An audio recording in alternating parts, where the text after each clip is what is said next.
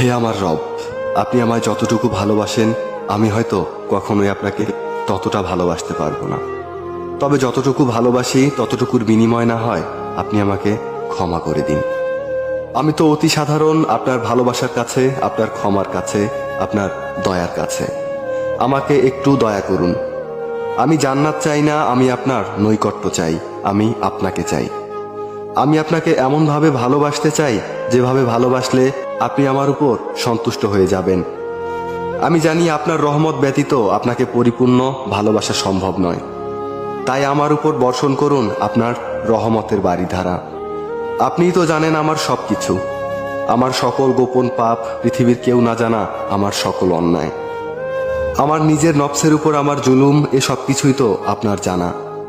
আমার এমন কোনো গোপনীয়তা নেই যেটা আপনি জানেন না।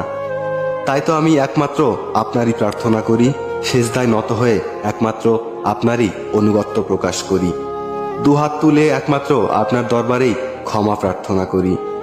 আপনি আমার আত্মাকে পরিশুদ্ধ করে দিন, পূর্ণ করে দিন আমার সকল নেক ইচ্ছেগুলোকে। আমি তো গুনাহগার, আপনার অসীম ভালোবাসার চাদরে আমাকে জড়িয়ে নিন।